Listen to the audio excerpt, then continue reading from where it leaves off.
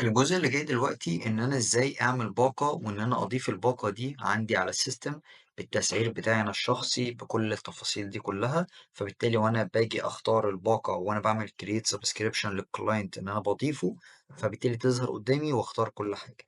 فالجزء ده مهم جدا في البروسيس بتاعتنا وإحنا بنبني الأكونت بتاعنا. بدخل على فاينانس، بعدين عندي التاني اوبشن، يبقى خلينا نقفل دي. وعند تاني اوبشن اول برودكتس اللي هي الباقات. تمام، يعني كذا برودكت. فانا هلاقي عندي كذا برودكت انا اللي عاملهم بنفسي، تختلف طبعا من كل كوتش او دكتور او مكان نفسه هو بيعمله. فانا عايز اضيف واحده جديده. حلو، فنيجي دلوقتي نعمل مثلا كريم. تمام. الباكج بتتقسم على اساس ايه؟ بتتقسم الاول التايتل. يعني مثلا هنفترض باكج اسمها سيلفر. السيلفر دي بعمله معينه، جنيه مصري، يو اس دي، ايا كان العمله ايه. تمام. فانا بختار بعمل الاول اسم الباكج. حلو. وبعدين بحط جوه الباكج الفترات بتاعتها. عندي جوه السيلفر 3 شهور، 6 شهور، 9 شهور، ايا كان الفترات ايه، بكل حاجه بالتسعير بتاعها. فالصفحة اللي قدامنا دي هنعمل مثلا باكج كاملة فيها نفترض باكجز مثلا. حلو. طيب، خلينا نفهم حاجة. العميل هيشوف ايه من كل الكلام اللي بنعمله ده؟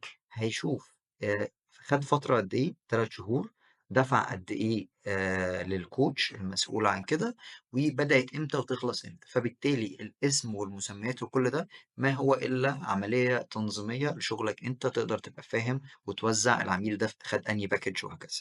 حلو. وطبعا الكلام ده والأسعار كلها تقدر تتغير في أي لحظة عادي جدا لو انت دخلت عدلت عليه.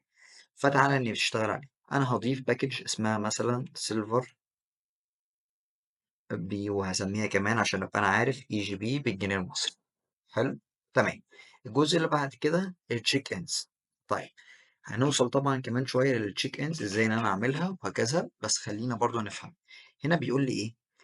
اي عميل يشترك في الباقة السيلفر دي، حلو، هبعت له تشيك انز معينة اوتوماتيك تروح له على الابليكيشن عنده، فهو لازم يجاوب عليه. فمثلا ممكن اجي من هنا اختار، هبعت له مثلا مقاسات الجسم، وهبعت له الفيرست تشيك ان دي. فدول هيروحوا له اوتوماتيك اول ما يشترك في الباقة سيلفر اللي انا هسجل اشتراكه فيها بنفسي كدكتور او ككوتش. هيروحوا له اوتوماتيك على الابليكيشن عنده، فيدخل يجاوب عليهم على طول من غير ما اعملها مانيوال بنفسي لو انا عايز اعمل الاوبشن ده. لو في ديسكريبشن معين، كده كده الكلاينت ما بيشوفش ده الديسكريبشن. لو انت عايز تكتبه تمام، اكتب ان الباكج دي او السيلفر دي تبقى شغاله معانا. اوكي. حلو. وطبعا الاسئله دي هتروح للعميل سواء اشترك جوه السيلفر 3 شهور، 6 شهور، شهر، ايا كان الفترات دي. تمام. هنزل تحت.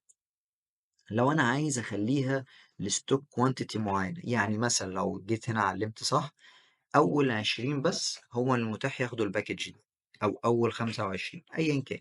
حلو. مش عايزة لعدد معين اقفل. هنا بتستخدم مثلا في حالة الاوفرز، لو عامل اوفر معين وعندي كباسيتي معينة، قدرة استيعاب معينة. اوكي. تمام. هنا مين اللي مسموح له ان هو يشترك فيها؟ كل اليوزرز اللي موجودة على الاكونت عندي، ولا النيو يوزرز بس اللي جاية، ولا بقى حاجة نعملها سبيشال مثلا للاولد يوزرز، كلاينت قديم معايا بقاله سنة فانا عايز اعملها له بسعر تاني مختلف. فانا بحدد، فطبيعي مثلا ممكن نقول all users. هنا بقى عندي اوبشن مهم جدا: start your client subscription right after sending the first plan. دي معناها ايه؟ لما انا بعلم عليها كده بقت بالاصفر اهي. دي معناها ان الاشتراك بتاع العميل اللي هو 90 يوم، 180 يوم، ايا كان هو ايه، هيبتدي ان هو يتناقص تدريجي. هيفضل يقل معايا، بدل ما هو 90، 89، 88 وهكذا، هيفضل يقل معايا بمجرد ما انا ببعت له اول بلان. البلان دي بقى سواء ورك اوت او دايت او ايا كان. فانا لو علمت عليها فاوتوماتيك السبسكريبشن هيشتغل اول ما ابعت له البلان، غير كده مش هيشتغل.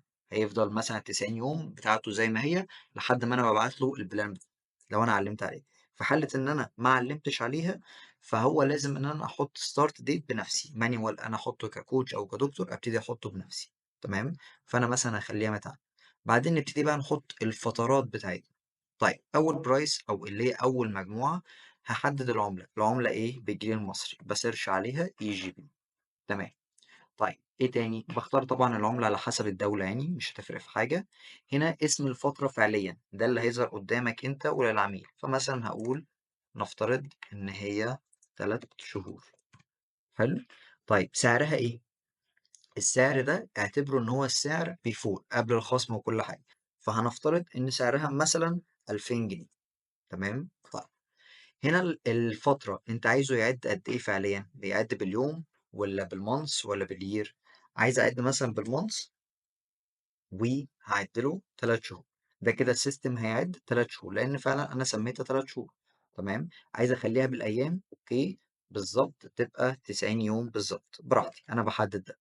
تمام، هنا لو عايز أعمل له discount بقى، حلو، هي سعرها الأصلي 2000، فدلوقتي بييجي يختار لي إيه نوعية الdiscount fixed، هاشيل له قيمة معينة من الفلوس 500 جنيه، 1000 جنيه، والّا نسبة مئوية، أخلّيها نسبة مئوية، أعمل له مثلًا خصم 50%. فبالتالي لو جيت هنا قرّبنا الfinal price خلاص بقى 1000 جنيه على طول، أنا ما باقدرش أعدّل فيه. تمام، فادي 3 شهور سعرها الأصلي 2000، لو أنا عايز أعمل discount أوكي، مش عايز أعمل discount عادي خلّيه 0 أهي، فبالتالي الfinal price برضه هيبقى 2000 عادي جدًا. تمام، طيب هنا بقى بيقول لي الhold limit days، يعني هل الشخص اللي هيشترك في الباقة ال3 شهور دي، هل مسموح له إن هو يعمل freeze مثلًا لفترة معينة، يوقّف اشتراكه لفترة معينة؟ لو باكتب عدد الأيام الmaximum أو الحد الأقصى إن هو يقدر إنه يسجّل يوقّف اشتراكه فيها، مش عايز ممكن أخلّيها 0. تمام، دي كده أول مجموعة أو أول فترة 3 شهور جوّه الpackage الsilver اللي إحنا عملناها فوق. عايز أضيف package كمان، أدوس هنا copy أو فترة كمان وأعدّل، أدي 3 شهور أهي، أنا بقى عندي دلوقتي 2، 3 شهور أهي و3 شهور، أبتدي بقى أعدّل تحت، أنا عملتها duplicate بس 6 شهور، وأغيّر السعر، وأغيّر عدد الأيام، ولو في discount وأغيّر برضه الlimit days. خلّصت كل الكلام ده، أطلع فوق خالص وأعمل save data، فهتتسجل معايا على طول في الaccount بتاعي إن أنا فعليًا قدرت أعمل package. تمام، ولو ما اتسجلتش أو في حاجة نقصت من اللي فات هييجي لك error يقول لك على فكرة أنت نسيت كذا، وبيعلّم لك عليها بجزء أحمر بيقول لك أنت نسيت كذا، كذا، وعدّل. تمام، فدي الحاجات اللي إحنا محتاجين نعرفها إزاي نعمل subscription أو package عندي والعُملا أقدر أسجّلها عليه.